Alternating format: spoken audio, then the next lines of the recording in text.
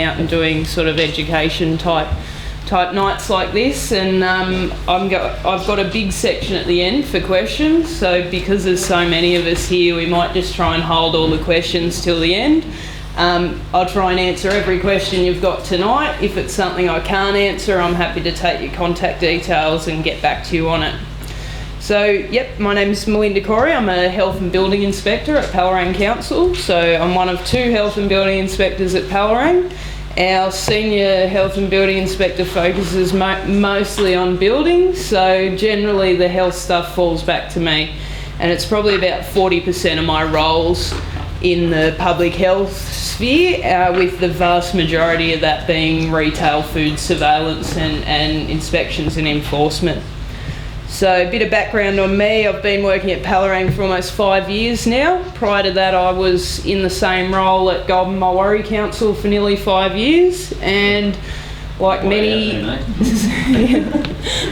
young Aussies, I started my career in the food industry with a chain fast food restaurant. So I've also worked for the New South Wales State Government in a hospital kitchen, so I've got some experience from the other side of the fence, and especially the hospital stuff in, food safety schemes and working with vulnerable people and the sort of higher level of regulation. So I do understand it from your point of view as well as from the regulation enforcement point of view. So I've tried to keep the presentation pretty brief and leave the vast majority of our time for specific questions. But basically I'm going to run through a bit of food safety legislation, the roles in enforcement, and particularly the different roles that local government and the state government through the New South Wales Food Authority provide. Talk a little bit about planning requirements, which are Palerang specific. They come from our local environment plan. Talk about the use of domestic kitchens for commercial purposes, fit out requirements for domestic kitchens, and some specific issues that come up when using a domestic kitchen for commercial purposes. Talk about the fit out of your actual stall on the market day and what you need to be ensuring is happening on that day. And then get into some of the labelling requirements, which are quite onerous for small producers. And then have a bit of time for questions. So basically there's 3 pieces of food safety legislation in New South Wales. There's the Food Act itself, the Food Regulation, and the Australian Food Standards Codes.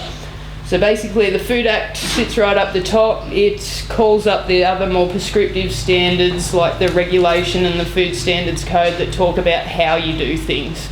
Basically the Food Act says you will produce safe food. The Food Standards Code provides the technical detail to help you achieve that. Okay, now roles in enforcement. This is where there's sometimes a bit of confusion. So food enforcement in New South Wales is a partnership approach between state government and local government. So in around 2004, the New South Wales Food Authority was formed. They did a bit of research and found that generally food surveillance by local government at that time was quite ad hoc. There were some councils that were doing a great job, there were some councils that were doing nothing, and the bulk fell in between. So the partnership was developed to increase consistency around the state, to reduce duplication by making it perfectly clear what our role is and what the role of the New South Wales Food Authority is, and obviously to increase food safety across the state. Now, generally, the New South Wales Food Authority look after licensed businesses. So if you've got a business that produces or processes meat, seafood, dairy products, plant products, eggs are a bit funny at the moment. There's a limit on the amount of eggs. So there's large egg producers and small egg producers. So large egg producers require a licence, small egg producers at the moment don't. However, they do still need to do all the egg stamping and all that sort of thing. So the other licences are the producing food for vulnerable people, so nursing homes, hospitals, childcare centres, and anybody that transports food. So all of those businesses require a licence from the New South Wales Food Authority, and council has no role in enforcement in those businesses. Basically, council gets involved when there's a retail component. So Palerang Council's what's called a Category B enforcement agency. There's 3 levels that councils could nominate at. Basically, Category A, you do nothing in food surveillance and the Food Authority looks after your retail businesses. Category B, which is the vast majority of New South Wales councils really get involved in the retail sector. And then there's Category C councils who'll do everything. They'll look after their licensed businesses as well, and they're generally the big city councils with a lot of staff. So Palerang's pretty similar to most councils in New South Wales. We're really focused on the retail component of food safety. Okay, so that makes it a little bit interesting for home businesses, because it really depends on whether you are retailing from your premise as to whether I can come and inspect your kitchen. If you're producing food purely to retail at markets or through another agent, so you're, say, producing jams that are sold at the local butcher or baker or something like that, I have no role in inspecting your kitchen. In saying that, I can come and see you at a market and I can ask you questions about your home kitchen and the way that your food's been produced, but I don't have any authority to come in and inspect your kitchen unless you are retailing from that site. So if you're not retailing from home, you become what the New South Wales Food Authority call an unlicensed manufacturer, which means you technically fall under their jurisdiction, but you're inspected on a risk basis. So I would suggest that people who are purely producing jams, preserves, that kind of food are going to be considered fairly low risk from the New South Wales Food Authority point of view. And you may not get regular inspections. However, if the authority was to receive a complaint about your product, you would expect one of those officers knocking on your door. Okay. When I say we've got no role in inspecting, the Food Authority aren't great at providing advice for fit out of home businesses, so I'm more than happy to provide you with advice on what's required for your domestic kitchen. If you have any questions about food safety, I'm more than happy to answer any of those. So really, I guess I'm your local food safety representative, and if you have any queries, I'm more than happy for you to contact me at council. My business card's attached to the front of my presentation. Okay, so when we're talking about home kitchens, we're getting into a little bit of the planning requirements, which will be different in every council. So basically your planning requirements come from your local environmental plan. Palerang's just adopted a new local environmental plan at the end of October last year. And in that plan there were some real changes regarding home-based businesses. Prior to October 2013, home-based food businesses required consent from council. Under the new local environment plan, in certain zones, those businesses can operate without council consent. And I've put in a list of the zones where you can operate without council consent. So I guess if you're looking at starting up one of these sorts of businesses, first thing to check is the zoning of your property. Now there's a couple of ways you can do that. You can jump on the Palerang website and have a look at the maps. They're all colour coded for each zone, so if you can find your property you can work that out. If you want that information in writing, you can get a 149 planning certificate from council which will list that zone.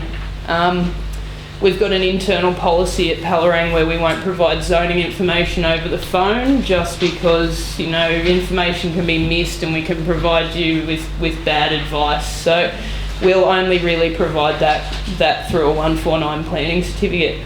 But generally, I'm guessing, given that most of you are primary producers, you're probably in the RU1 zone or in one of our environmental zones, and home businesses are permitted without consent in those zones. What about I'll ask you. Sorry, can you read them out for us? Just okay, so I know, I apologise, the presentation printed out really badly. And I had to change it to fluoro yellow to make it even readable. So I'm also more than happy to provide an electronic copy of the presentation to you, Penny, to flick out to your group.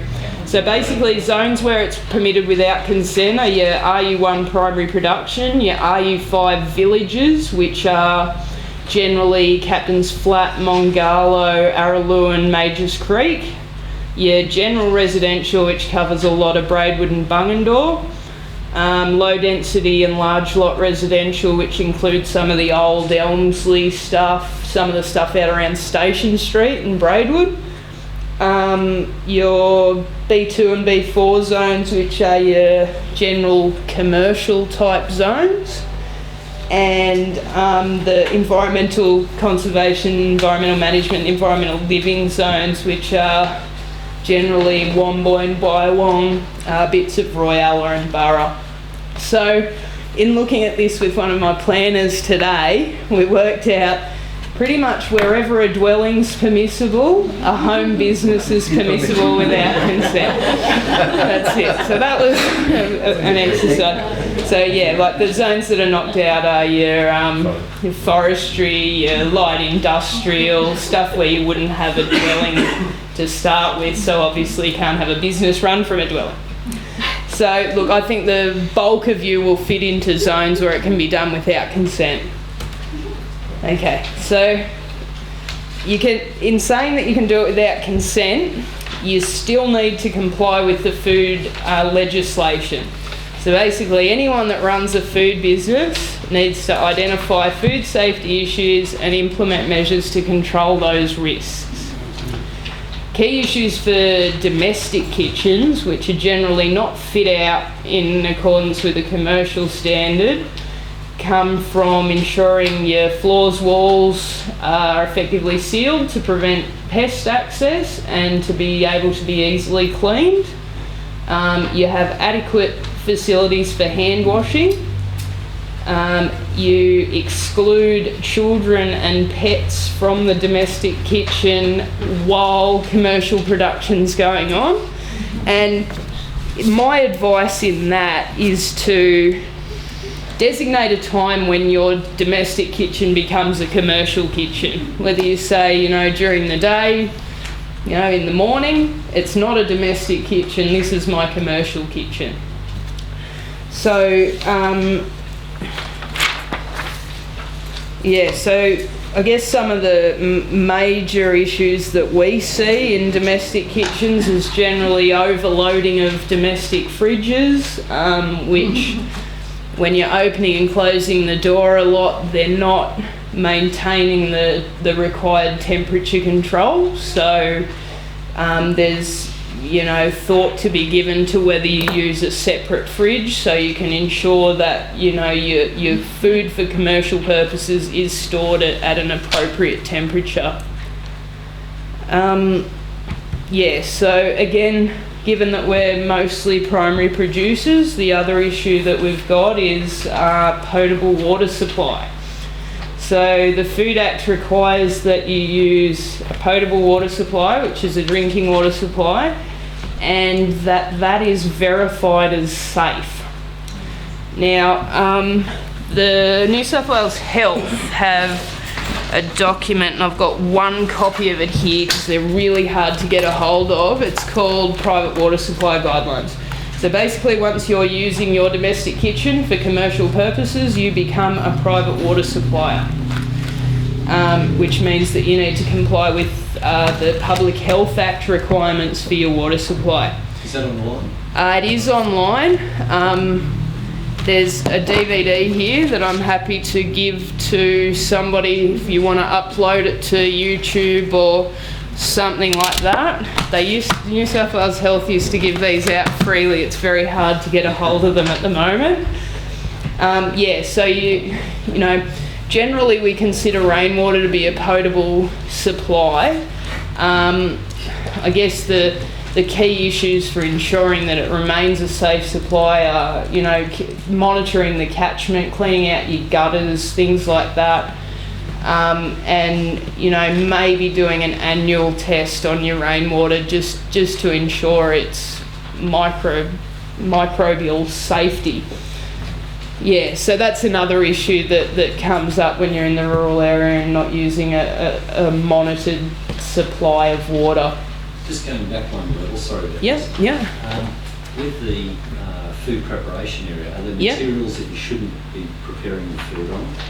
Look, the best ones? okay, generally I'd say stainless steel's the way to go. It's very easy to keep clean, it's very easy to tell if it's dirty. Really, the Australian Food Standards Code requires it to be impervious, smooth and sealed. Glass. So glass would comply. There's a bit of conjecture as to whether timber would comply, but there are some products that you can use to seal timber bench tops and things like that. If in talking things like splashbacks, I'm a big fan of stainless steel.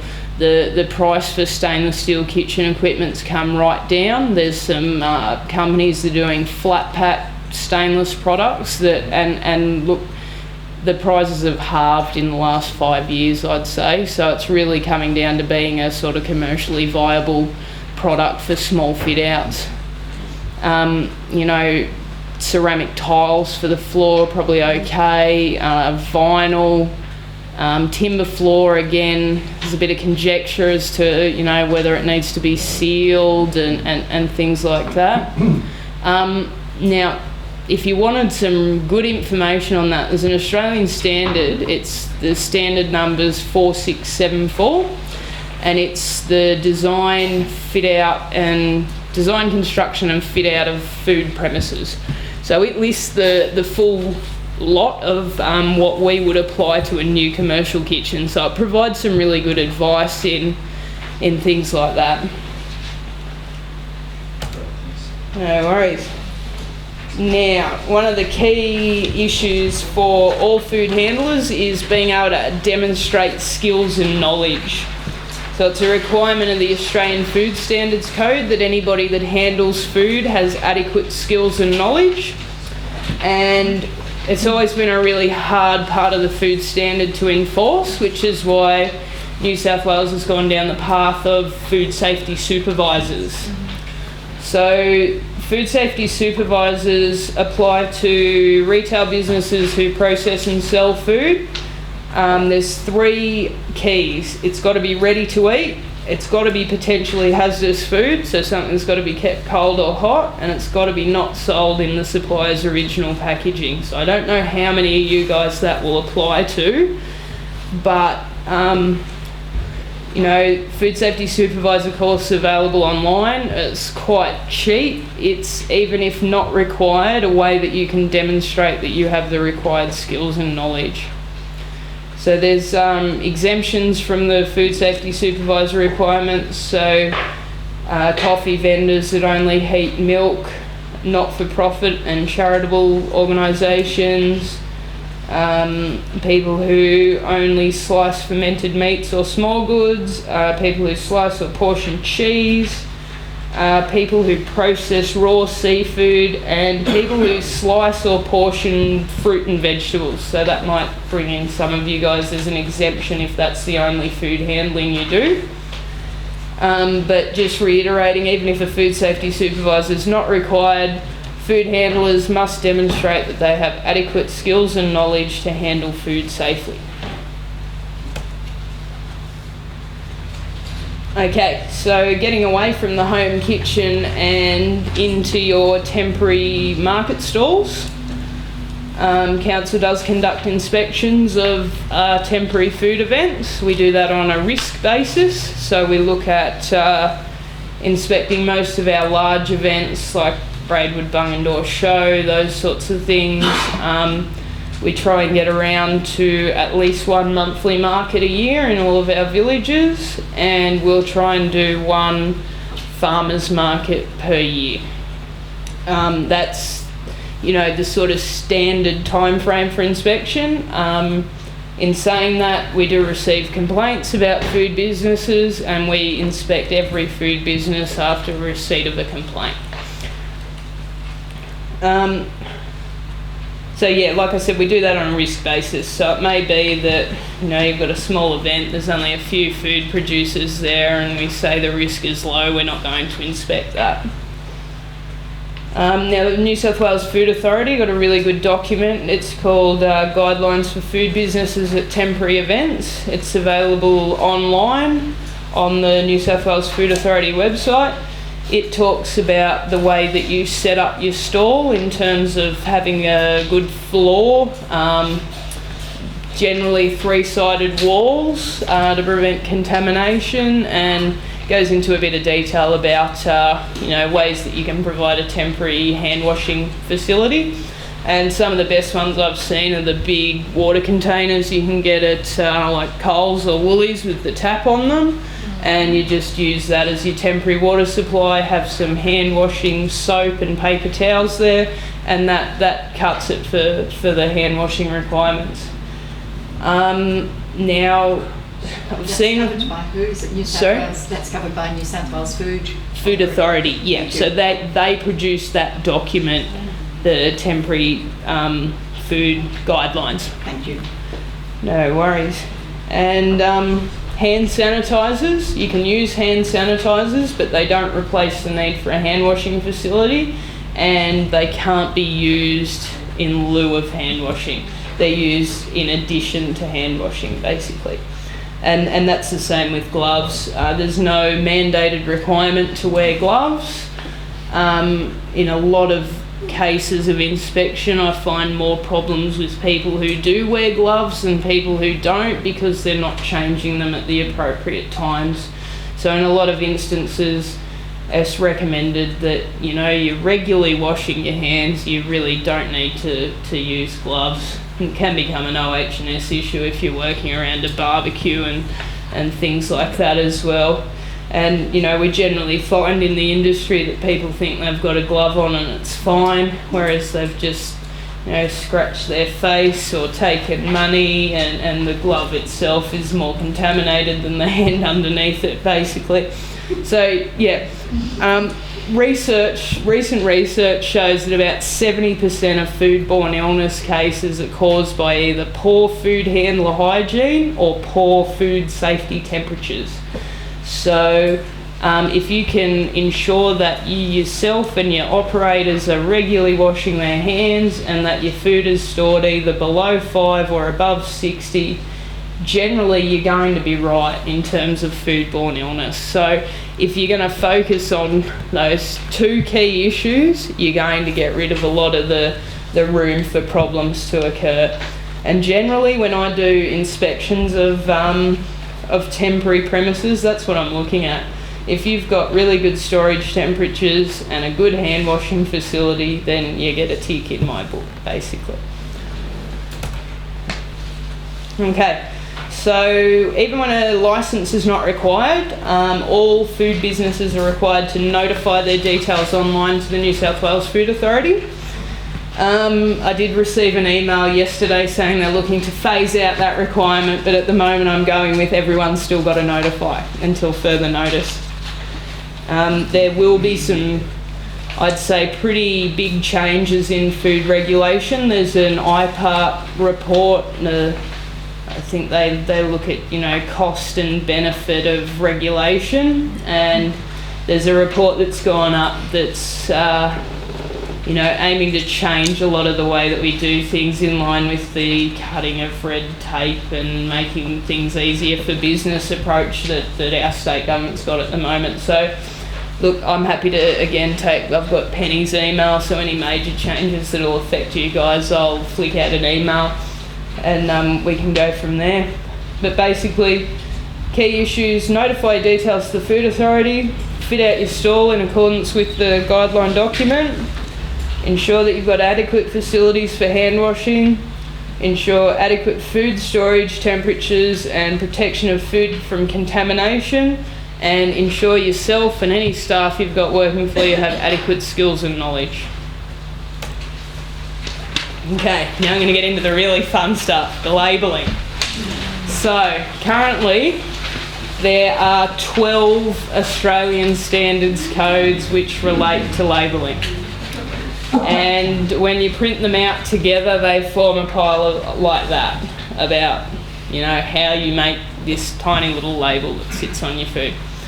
And honestly, this is what cruels a lot of small manufacturers and small producers, is that it is very hard to comply.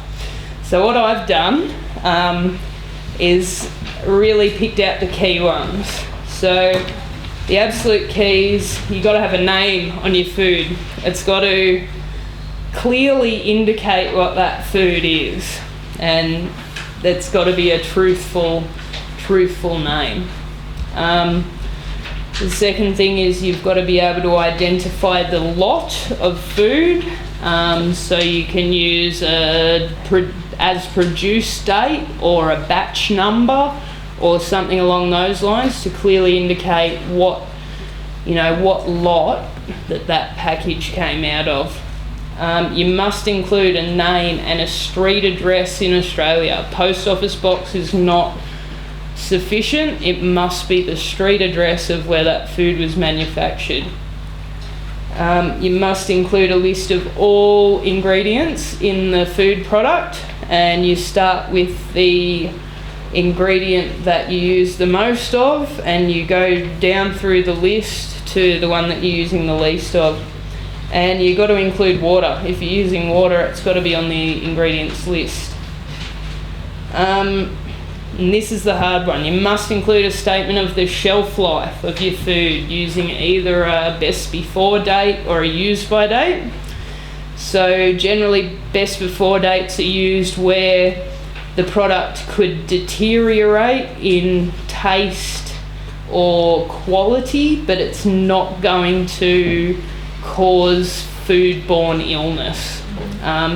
If you've got a potentially hazardous food, something that can deteriorate to the point where it can make people sick, that's generally what you'll see used by date on things like milk, meat, yogurt, that sort of stuff. Whereas generally your jams and things like that have a best before, because they might deteriorate and not taste right, but they're very unlikely to contain harmful bacteria. So on the labelling with the ingredients, so like I do cake decorating, I use, maybe I might put like commercially bought sweets and things on the cake. Yeah. I then have to, in brackets, put their ingredients too. Yeah. So my little bag of sweets is going to have like an A4 page of ingredients. Oh, Yeah. excellent. Yeah. And That's horrifying. it is. And like I said before, this is the thing that cruels small producers, because it's hard to get right. It's it can be hard to work out. Now, I'm happy to sit down with you and try and work out how we can make it work, though. There's a couple of, and I'm going to talk about in a second, some online sort of stuff that helps people out. What about honey? Because it doesn't really have an expiry date. Well, I've seen it on salt and you use it. There's salts and It'd have to be a best before date. And There's thousands of years. oh, absolutely. The craziest thing to me is the requirement to refrigerate cheese as soon as it's packaged. And cheese is matured at room temperature for however long, yet as soon as that's packaged, it must be refrigerated. So look, I think a lot of the food safety stuff has gone, to the absolute extreme. Unfortunately, this is the world we live in, and these are the requirements. I must admit, I ended up putting on my stuff at Christmas time. I just put it, this disclaimer in: this product's not suitable for anyone with any allergy, any food intolerance. And that's honestly, that's my worry, that we start going down that path where, people are labelling to cover themselves, which I can see why producers do it. Like my kids' school last year, there was no nuts, no eggs, no nothing, and to try and buy a manufactured muesli bar or something that complied with all those requirements was just impossible. So yeah, like I said, my opinion is we might have gone a bit too extreme, but I don't get to make the laws, unfortunately. Okay, yeah, so either a use by date or a best before date is required. And unfortunately it's up to the manufacturer to work that out. So easy with things like meat and things like milk, you know, it's a relatively short time. Quite hard to work out what that magic date is where your jam will deteriorate to the point where it doesn't taste nice anymore. I saw someone a pack of salt one day. Yeah. What the heck? Yeah, that's it. Well, I know in England they're trying to phase out the use by, no, The best before, yeah, because a lot of best before are pulled out of nowhere purely because, yeah, that's it, absolutely. And the other thing is the conservative use of date marking by a lot of big companies as a covering thing, whereas I'm sure you'll find that milk that's even up to a week past its use by date is still usable, really. Yeah, that's it. That's it, yeah. Look, I agree. I'm not a religious thrower-outer of things that may or may not be expired. That's it, yeah. And then the one that usually scares small producers, the nutrition information panel. And I'm hopefully going to allay a lot of those fears in a minute because I've got a good thing to show you. Yep, so you've got to include a nutritional information panel. You've got to have some information about the country of origin of your foods, and in most cases it's going to be Australia because you guys are producing the food yourself. There's a lot of conjecture around the country of origin labelling in the media at the moment after our Chinese berry scare, so I think probably expect some beefing up of the country of origin requirements coming out of that. And then you've got your warning and advisory statements, and they're your may contain nuts, may contain dairy.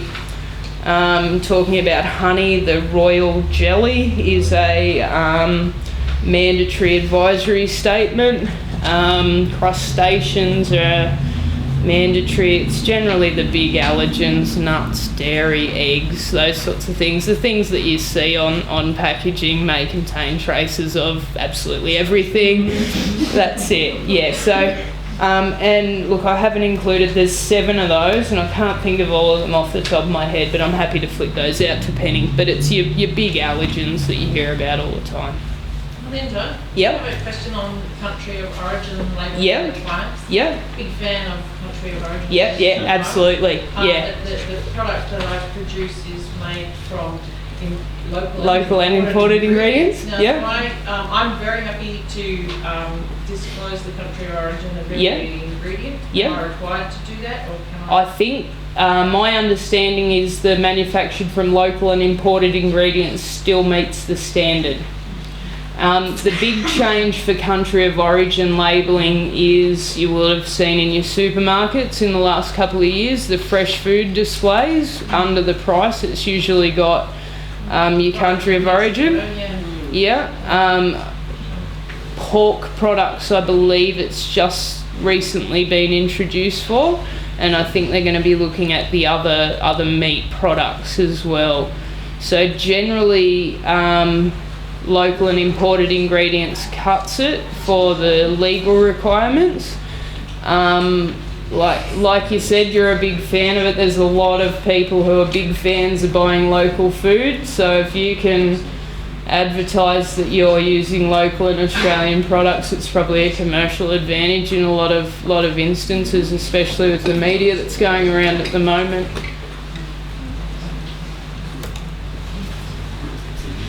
Throw in a quick one on the allergens. It's not a common one, MSG. And there is natural MSG in foods, I know that. This is the added MSG. Most things it sends some people hyperactive than the rest, but I have a friend who hallucinates with it. Like hospitalisation type hallucinations. Yeah. It's a rare one, but that's why it's good to have labelling sometimes. That's it, and I mean any additives that you add need to be included in your ingredients list as well. Now, nutritional panels. Food Standards Australia, New Zealand, their website, the best way to find them is to Google FSANZ. They've got a nutritional panel calculator on their site that's free if you tick the disclaimer that says, you know, you can't hold them responsible if you make a mistake or whatever. But look, I've used it a lot with small producers who have come to me and gone, I just can't meet this nutritional panel requirement.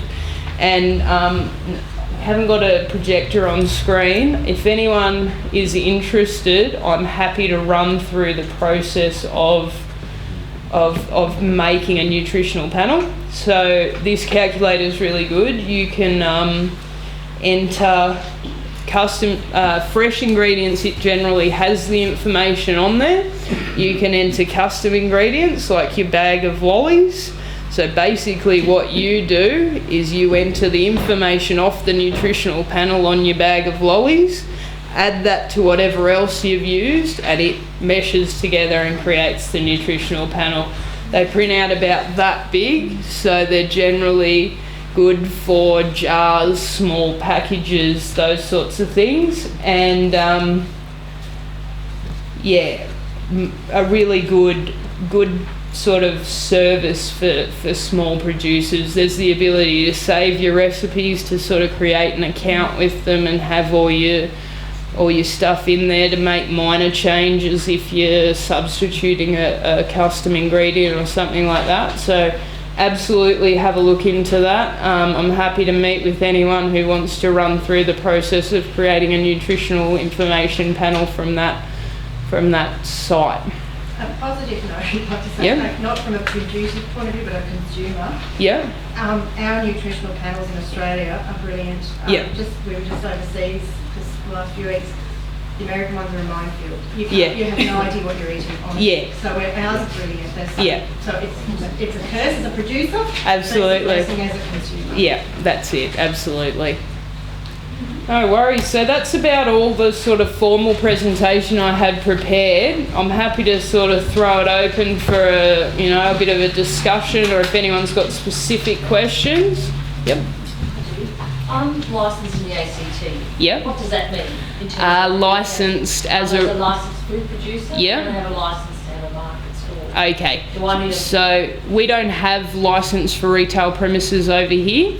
So generally the way we work in Palerang is if you're operating as part of an approved event, we don't require you to have separate planning approval for your stall, which is why when preliminary discussions with Penny about where the market could be run, my advice was choose somewhere that already has an approval, one of our public halls or something like that. So if all you want to do is operate as part of an approved event, farmers market, monthly market, the shows, things like that, there's no requirement for you to hold a licence.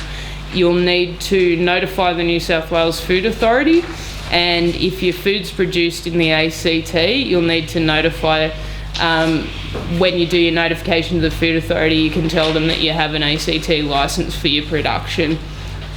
Yeah, but unfortunately they're not transferable. Yeah, that's it. And actually, I make cheese, which okay, is high yeah, risk, yep. but I only at the markets I only sell it as packaged. Packaged, yeah, Yeah. that's it. Excellent. Yep. You talked about putting the address, name and street address of manufacturer. Yeah. So that would either be your home address if you're using a home kitchen, Yep. or a commercial A commercial if you're using kitchen. that. Yep. Yeah. So it wouldn't sort of go anywhere, like it's not the same as the business address. No, it's not. And that's the way the standard's written. It must be the street address where the food was produced. Yeah. That's the other thing. So what about if you buy stuff that's been produced by some other manufacturer, Yep. and then you use that at your premises, you Yeah. have to put a one address Yeah, on it? So yeah. the final address where It's it the was all final packaged up. address. Yeah. Yeah. And at what stage? Is it in the preparation stage or in the packaging stage? Sorry, I'm just a bit pedantic, but I was just wondering. I would suggest probably the preparation stage is more going to be more useful in terms of whether that address is ever going to be used. Just if you did preparing and then you went somewhere. Yeah, and packing. Yeah. Sort of bit, Yeah. So being at a market stall and selling something I've made from home and put my address written all over it. Yeah. Yeah, it is. It's unfortunate, but it's a requirement. Does that apply just to packaged things? Or what It does. Labels. What doesn't have to be labelled? Labelling only applies to packaged foods. So you don't have to have a label, but if I'm a consumer and I come to you and I say, I want to know what's in this, you have to be able to provide that information. Yeah. So the labelling's required where food's packaged and not sold on the premises that it is produced on. So that's how your supermarket delis that make a salad and things like that get out of labelling, because the food is sold where it's produced. But in saying that, they don't get out of providing that information, because any one of us can walk in there and say, I want a list of the ingredients in that salad, I want its nutritional value, I want to know whether there's any of those mandatory warning substances in it, and they should be able to provide you that information.